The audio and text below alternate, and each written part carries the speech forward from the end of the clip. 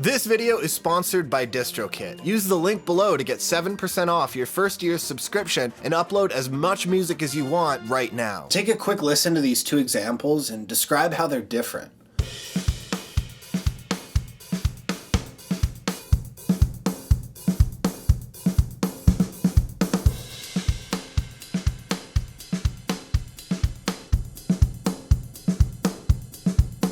You could say the second one is much warmer or darker in tone. So how would you achieve this effect with EQ? We're going to talk about two approaches in this video. We could boost the area that we want to emphasize, or trim back its surroundings to focus our attention on the desired area. In this video, we'll be exploring the mirror frequency effect to discover how yin-yang thinking can allow you to achieve greater separation in your mix by developing a discipline to make sure that you're doing the minimum change required to get the sound you want. Hi, I'm Robert from LearnAudioEngineering.com, and I love learning about new ways of approaching a mix. And I've got a few recording and mixing books that I use as inspiration for several of my videos.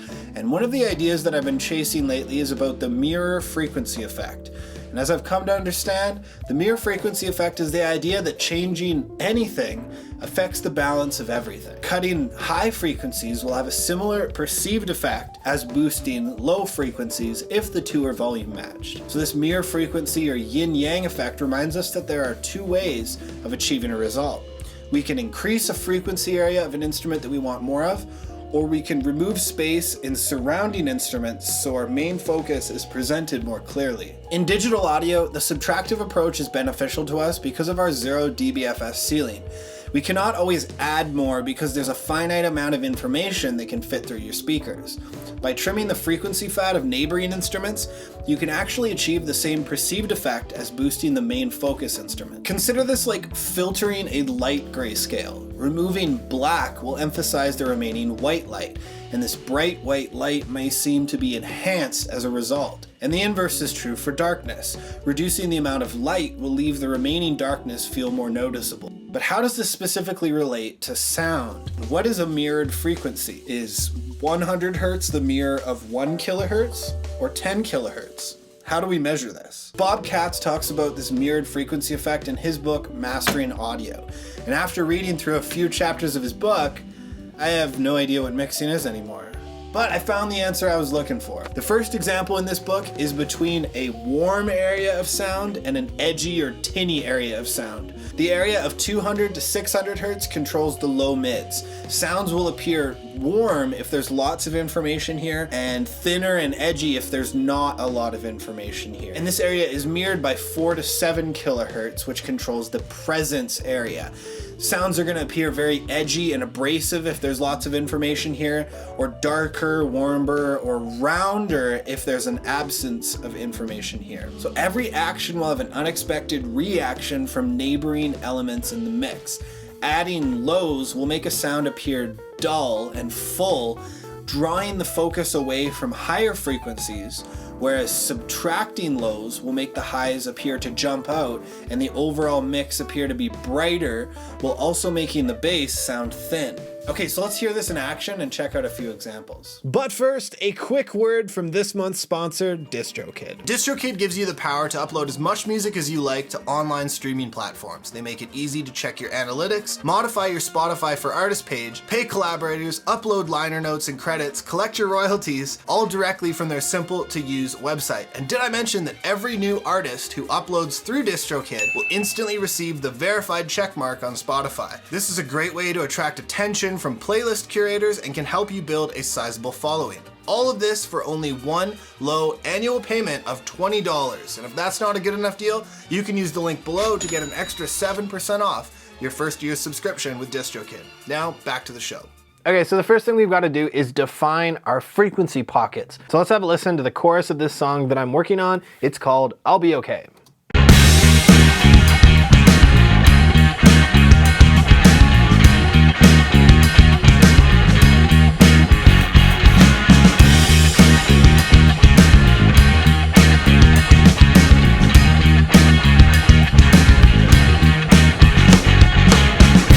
Okay, so this chorus is a repeated riff where the guitar and the bass are playing just about the same thing, and the drums are grooving along with them as well. This reminds me of some of my favorite Led Zeppelin tunes where the whole band, like all the instruments, are playing the riff.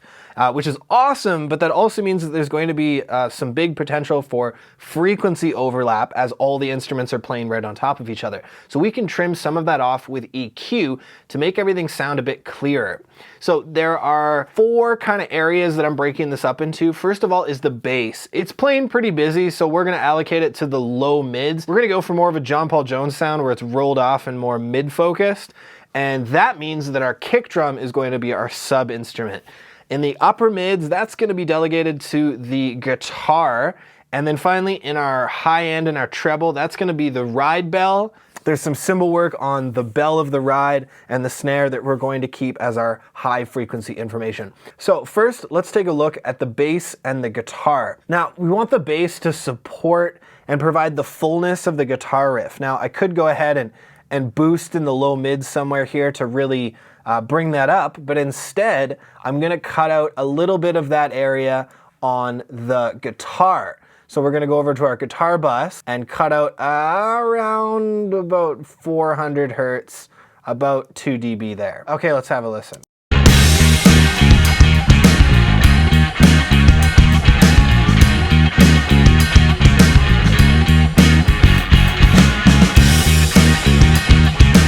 Okay, cool. So that's cutting out a little bit of the information in the low mids, and we're gonna do something similar to the bass. Instead of cutting in the low mids, we're gonna take an area around 2 kilohertz, and we're gonna take a little bit of that out. Now let's listen to how the bass and the guitar are working together.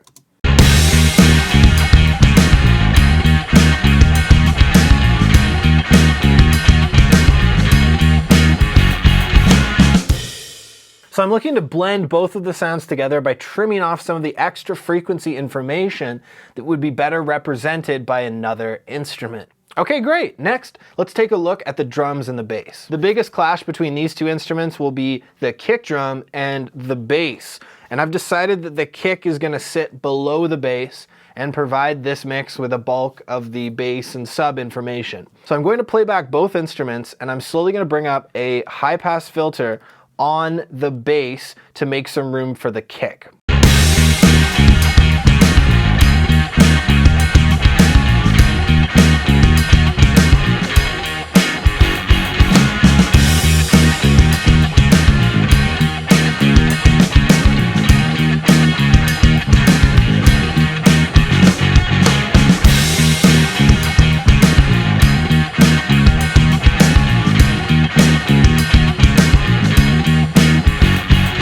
Okay, so around there, it was a little higher than I expected actually. 109 Hertz at 18 dB per octave. This is actually the slope of a Neve high pass filter, I believe, just fun little tip. So that's really helping that oomph of the kick drum come unobstructed through the speakers. And this is a really common technique, but it's important to understand why it's so effective. This way I've cut a whole bunch of space for that kick to live in, and it's gonna come through our speakers much clearer and unobstructed. Instead of boosting a bunch of low end on the kick itself, which doesn't actually solve the problem of masking other instruments, it just kind of makes the kick yell over everything else. So I'm cutting the bass out of competing instruments to focus our attention onto the kick drum. And this won't ruin the bass guitar either because it has its own little area of low mids to live in. And I'm actually gonna do a similar thing with the guitar, cutting out some low end out of the guitar bus. So let's do that same procedure as we did with the bass.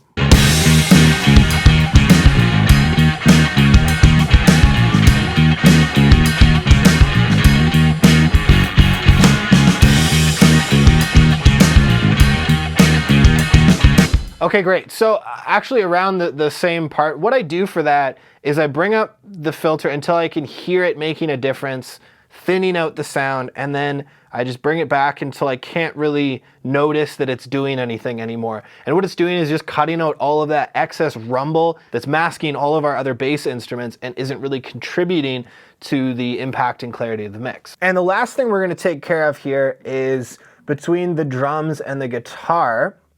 The electric guitar doesn't need super high frequencies. In fact, there's not much that comes out of an amp above like 6 or 8K. And let me show you this. I'm going to unsolo everything and then just solo the guitar. And I'm gonna bring this up to about like 5K with a really, really steep filter, and you're gonna hear that there's like nothing important up there.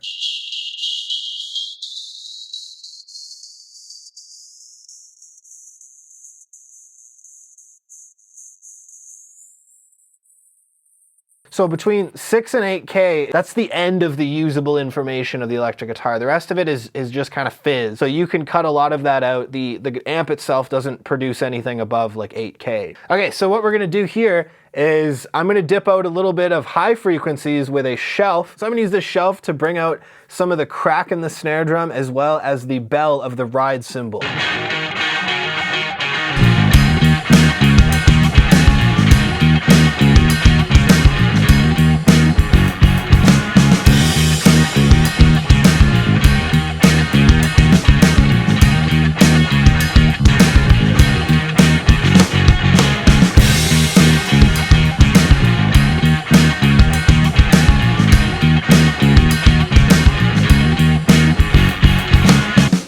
And this also pushes the guitar a little bit further back in the mix. It's gonna leave space for the drums at the front of the mix, as well as the vocals once they're recorded. This is a great technique for cleaning up a dense, muddy mix, as well as creating some separation with instruments that are playing directly on top of one another. So what do you think about the mirror frequency effect? Let me know in the comments.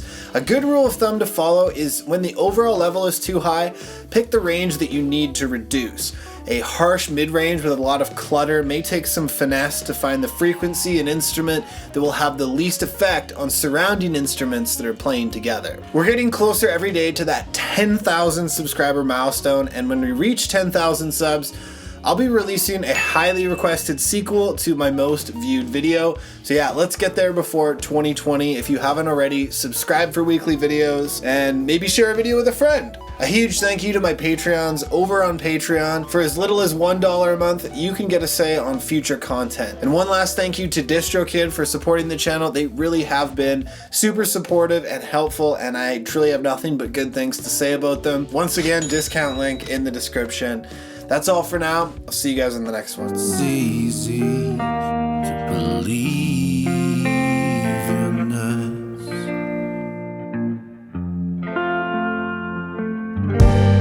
You brought around a fella who